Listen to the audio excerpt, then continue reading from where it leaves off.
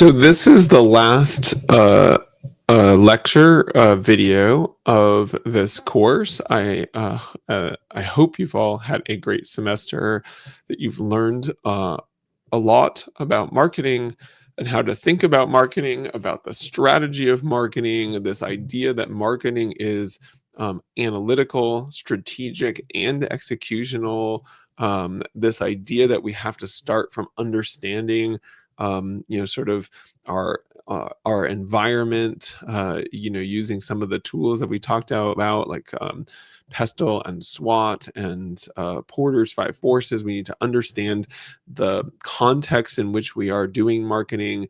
We need to set a strategy using STP, segmentation, targeting, and positioning, to determine how we are uniquely solving a real problem that consumers or customers have in the world, and how we can uniquely provide a solution for that they are that it's of value to them, so that they are willing to trade their hard-earned dollars for our products, because they have a real value, that we are really in the business of trying to deliver to consumers something that is really meaningful to them and really does something for them that they need. As opposed to, we talked about ethics last time, about as opposed to things that are, just sort of manipulative or dishonest or whatever. We are really, truly, honestly trying to demonstrate how our product delivers on what they need. And the way we do that is through, as we've discussed, through the 4 Ps, creating products that really meet the needs that we say we are going to solve, creating promotions, advertising, etc., that delivers the message that say, hey, this is the problem that you may have, and we've identified it and we've created a solution for you. And then setting a price that is reflective of not just our need to make profit or to compete, but also ideally reflects the value that we are bringing to consumers, that goes above and beyond the cost of the goods itself. Remember that idea of value-based pricing, etc. And then place.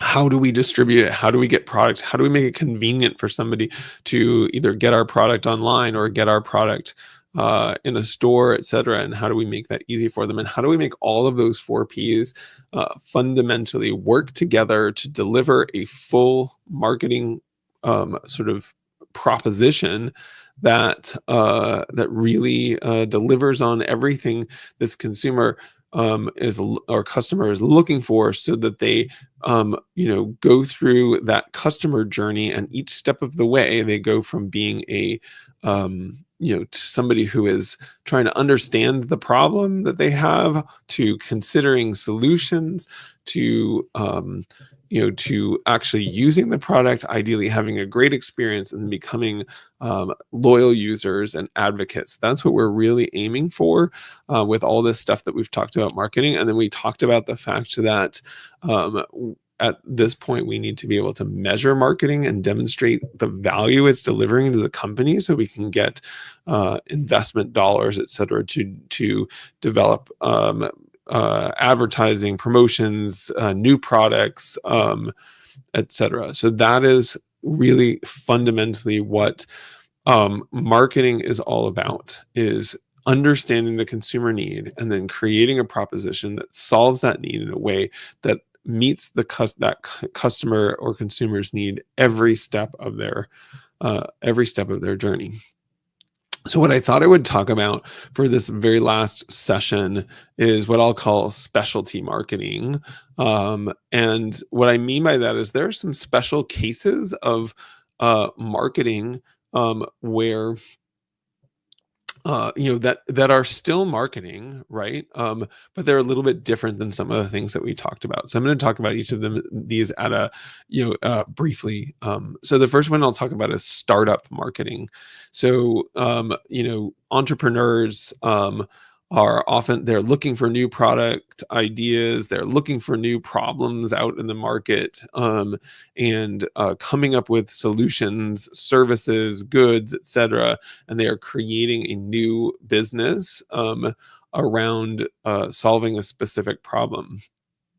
What I will say about this is, when you are a brand new business, we talked a little bit about this when we talked about sales.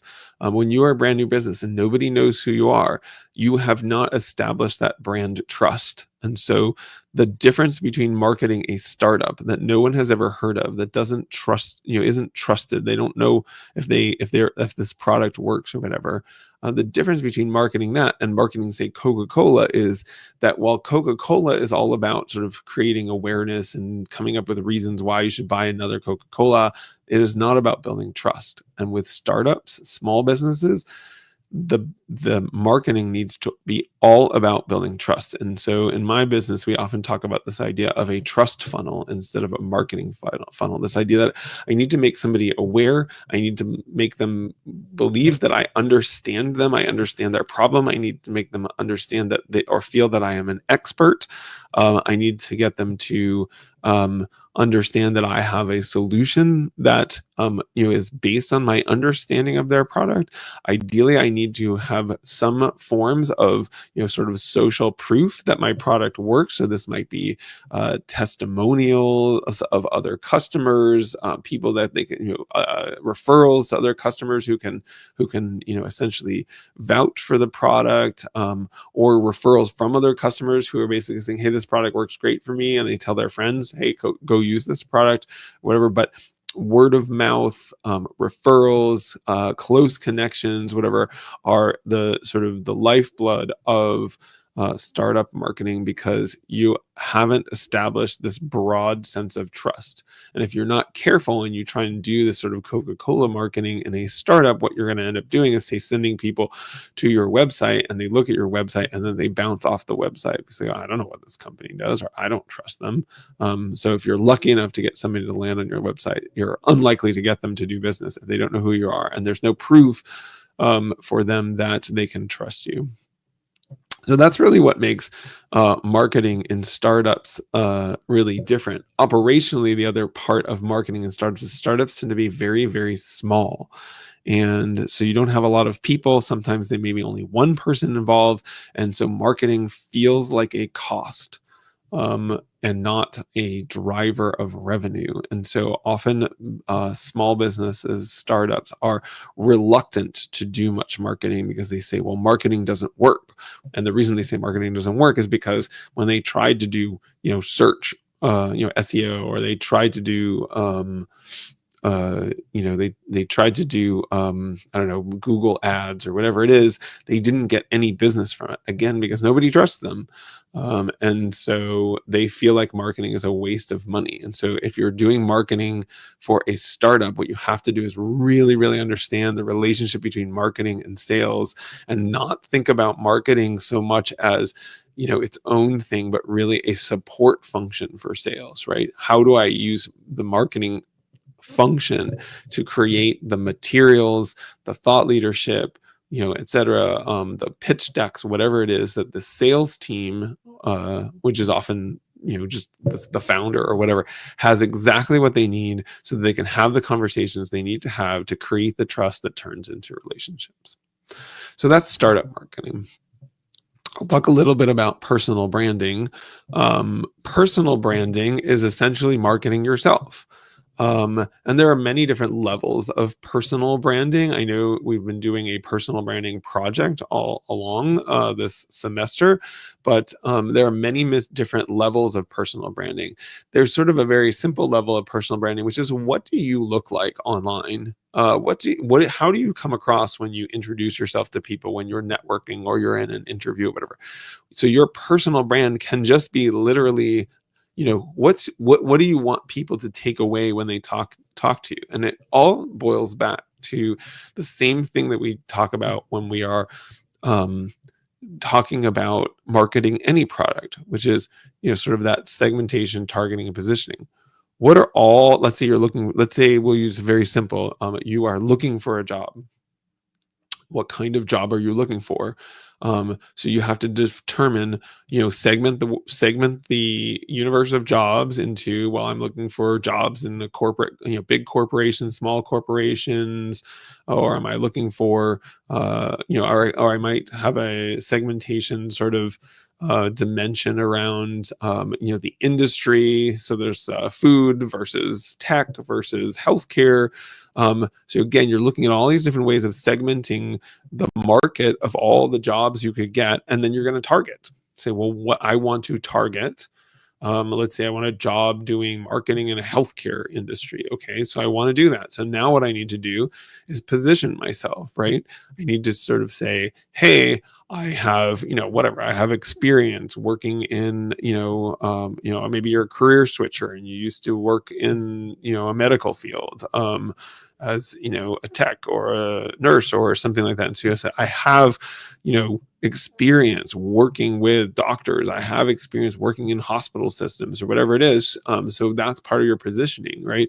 Is how do you, who are you, and how do you, again, going back to pain points, solve the problem that this company that you are trying to get a job at has? Hey, let's say I found a hospital system. They're looking for, trying to up their marketing game, and they're looking for a marketer who can help them. And the more you can sort of position yourself as, I understand marketing, I understand healthcare, and I understand the unique problems that marketing and healthcare poses. And so that makes me an ideal candidate. So you might, when you're building your resume or you're building your LinkedIn, you may want to demonstrate that you are a great fit for healthcare jobs because of the things that you've done, the things that you've studied, the things that you talk about, say, on your LinkedIn, etc.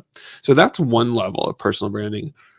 Excuse me. You can go much further beyond that and get into the realm of, say, like influencers and so forth. And so if you're an influencer or whatever, you might go much further and say, I am an expert in some specific topic. I'm going to talk in a slide or two that I have focused in my last year on. My expertise and focus has been on middle managers and helping middle managers be more successful in their careers. So I always talk about middle managers.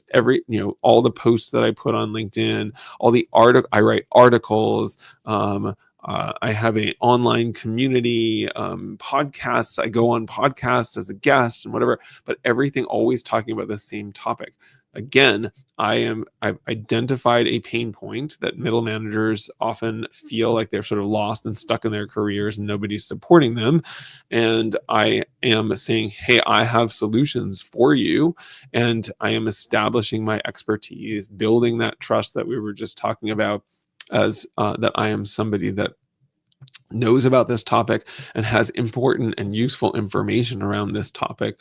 And that's what, that's when you take sort of personal branding up to the next level. And then you can even take it even further, when you get to, sort of professional influencers they are known for something, often celebrities, but there are other folks, who are out there who have sort of become celebrities because of their personal branding, that they are all about fashion, or they are all about a certain political view or whatever. And then not only do they have their social media posts, they might have a podcast, they might have, they might be on, other like television type media or whatever, but they are building a personal brand. This is what I stand for as a person. I'll use a great example. Greta Thunberg, is her personal brand is all about climate change and making making the world greener and so forth. I'm sure you can think of many other people, some people on the opposite side of that spectrum, etc. But many different ways to. There's many different topics, and so the more focused you get on, I am an expert in a certain a problem, and I am proposing solutions, and I sort of and that's sort of where I fit in the world. That's how you create a personal brand. And so, often when people are saying you're looking for a job, or you're for high school students looking to go to college, is the typical view is tell people all the things that you do. And that works okay. But what works much better is tell the world what problem you solve. And when you can tell employers or colleges or whatever it is what problem you solve, then you tend to get more people sort of more connect with you and go, oh, this is what this person can do for me if I let them into my college or I have them come into my company. Very similar sort of points if I move over to the next thing around political marketing. So political marketing is a little bit different than sort of more standard business type marketing, because what you are trying to do is not get people to trade their hard-earned dollars, although in some cases you're trying to get them to donate. So you may be trying to get them to donate dollars, but really what you're trying to do is convince people to vote for you. And so it's the same thing, right? If you are a politician, the marketing you need to do is you need to understand the pain points that your potential constituents, these voters that are going to vote for you, what are their pain points? What is it that they are unhappy about? What do they wish were different in the world? What is it that they want to change? And then you have to come in and present yourself politically as the solution to that problem. And the candidate who does a better job of understanding what is the biggest problem troubling people today, in this moment, and demonstrating that they are going to be the solution to that problem, often wins. Now, I will say that it is often true that with politicians is that they can find a problem and speak to the problem, and they sometimes make up or say things that they are going to do about it that they either can't do and they know they can't do, or they're lying, or whatever it is. I'm not saying that politicians are always honest. All I'm saying is that politicians, the ones that when they win are the ones that really, really understand what is the fundamental problem that voters have, and when they speak to that problem, that's when you start to hear like this candidate is connecting with voters better, or they understand me better, or whatever it is. And people often vote for the person who just is able to better articulate the problem, even though the solutions they may be posing may or may not be true. I don't want to get too much into the current world of politics, and I'm recording this in sort of early in the year, and so who knows what will have happened in politics between when I record this and when you are watching this. But what I want to point out is, if you take a step back and look at the U.S. election that took place in November of 2024, ask yourself which candidate was better at understanding the pain points and the things that people were troubling people in the country, and you get a sense of who is going to win, who isn't going to win, etc. And then it is up for debate whether or not, and again, I don't want to take political sides in this particular video, it is up for debate as to whether the candidate on either side was saying the things that they were saying they were going to do about these things were real, were truthful, whatever. That is an important question. And it is something you should consider when you are making a decision of who you're going to vote for. Is this person who is speaking to me because they seem to understand my problem better, actually telling the truth about what they are going to do? Is an interesting question that you should consider. But for most people, the ability to understand and really speak to their pain points is the key. And if you can speak to those pain points and propose solutions, real or not, people will tend to vote for you. So that is kind of how I think about political marketing. It's really is that you're looking at voters, you're doing your segment, you're looking at the context, doing your analysis, you're setting a strategy, segmentation, targeting, positioning, and then you are essentially packaging yourself as the candidate, sort of here's what I bring to the table. Here's the offering, if you will, the product. Here's what I bring to the table to get you to vote. And then they are using that to try and create excitement with their most ardent supporters, to give them donations and money that help support the campaign. The last one I will talk about is nonprofit marketing. And this one's really interesting. Nonprofit marketing is, again, very similar. It's just that in this case, I may not be trying to get you to buy something in the traditional sense. I'm trying to get you to donate your money. And donating money to a nonprofit, or donating your time to a nonprofit, you actually are buying something. If you're buying this sense of, I am part of something that I care about, or I am part of something that's important to me, or I am part of making the world better. And that's a real feeling. That is a real, so if you look at Maslow's hierarchy of needs, that sort of idea of, sort of towards the top of that pyramid of, what is my legacy in the world? What is it that I'm going to do that makes me feel like, I'm a good person, or whatever? Those are all important needs that people have, and nonprofits serve those needs. So what's interesting with nonprofits is probably the biggest mistake that a nonprofit makes from a marketing perspective is focusing on what we, the nonprofit, need, as opposed to what it is that we do. Because people don't want to help the nonprofit be a successful nonprofit.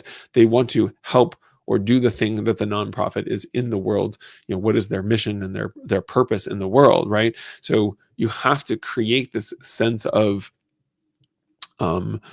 belonging, if you will, to a group of people that are trying to do something collectively to make the world better, whether it's having art in a museum, or feeding the hungry in Boston, or whatever it is. You are trying to make people feel like they are part of something bigger than themselves, that makes them feel good and makes them feel good about themselves.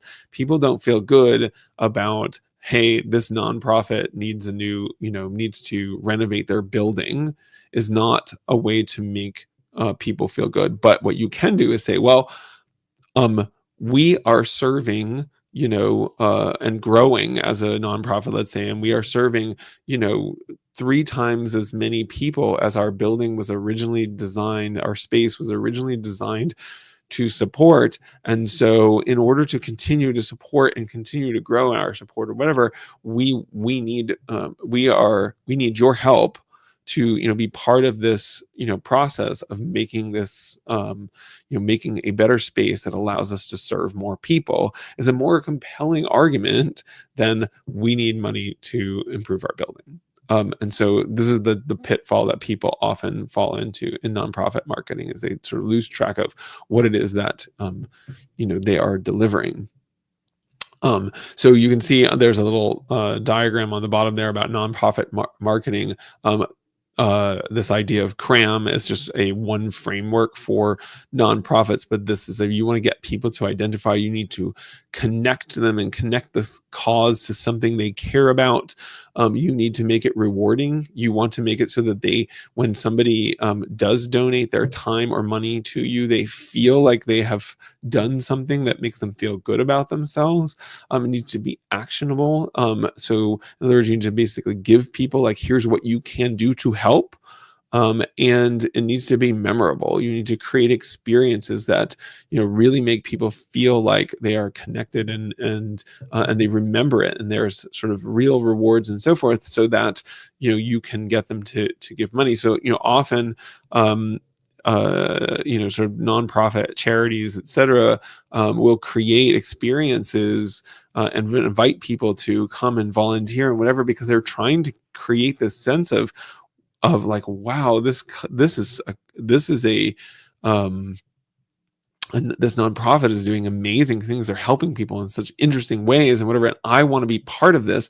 And because I can only maybe once a year be part of this thing, I am going to donate money, so that even though I'm not able to spend every day doing what they do, I can at least feel like I'm a part of it. And that's what, the marketing, the emails, the letters, the whatever it is that you get, testimonials and so forth, are all about making you feel like you are part of something that is doing good, and that then you feel like you're doing good, and it's rewarding.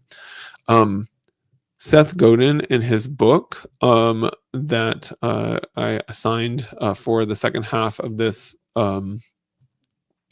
course, might say that all marketing fundamentally boils down to the ability to tell a compelling story to get others to believe that people like me do things like this. And that is what we are doing as marketers, regardless of whether we are selling candy bars and cookies, or ourselves from a personal branding perspective, or from a political perspective, our candidate, or whatever it is. We're trying to get people to feel like people like them, by things like this, whether it's, again, donations to a nonprofit, or hiring you as a employee. So I will just sort of end on, I always talk about something from my own career. I mentioned this before, that for me, my personal brand that I've been building over the last year is all about helping middle managers survive and thrive in their roles. And so I have a LinkedIn newsletter called Middle Management Matters. I wrote a book called The Middle Matters Toolkit for Middle Managers. I recently started a online community called the Middle Matters Collaborative, which is a meetup, a virtual meetup for people to talk about the issues that they are working with in the middle, in their middle management roles. And I post about this topic. I talk about this topic. I do workshops on this topic. I do training on this topic. And so that's my personal brand that I have created around this. I am very consistent about, talking about this one idea, and people associate with me with this, so much so that, for example, I was having coffee with somebody recently, and she told me this story about how she was saying that she was going to have coffee with me the next day to this person she was talking to, and the person said, "Oh, Jeff, I know who he is. He's the middle management guy," right? That's what you're trying to do, is get people to be like, "Oh, this is the person that I associate with this topic, and who's the expert on this." So that someday when they need somebody to help them with this, they go, "Oh, I know exactly who to talk to. This is the person that is the expert in this space." So personal branding is how you tell a story about yourself so that you can gain followers, get a job, convince investors to give you money, etc. Thought leadership on a blog or LinkedIn not only establishes expertise, but it also drives search engine optimization. So an interesting sort of technical point here is, when you put articles up on your website, your blog, whatever, on LinkedIn about a specific topic, you are not only establishing your expertise, but you're also helping build the basis, the foundation for your search engine optimization, right? So when people, if you type in, middle management, I don't know if it's still true, but it used to be, if you typed in middle management expert, you would eventually, in the first page or so, you would find me in there among other people, or other words, if you talk about the middle matters or middle management matters or whatever, you will see me in there. So the whole point is that as you are talking more and more about something, and you are establishing your expertise, you actually are creating sort of a tactical reason for people to come and or to find you, and then hopefully come visit your page and view you as an expert. So with that, I will invite any of you who are interested, if you haven't already, please feel free to, and I would love to have you connect with me on LinkedIn, whether it's about the middle management stuff, or just about, as you're sort of working towards your career and figuring out what you're going to do, and as you sort of move on in your career. Would love to stay connected. Love staying connected with students. And look forward to hearing from you. Thanks for a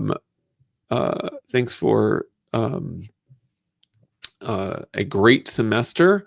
Hopefully you have hopefully you have gained a lot of value and insight into marketing from this course. And I wish you the best as you continue with your MBA, and also wish you luck and the best in your careers.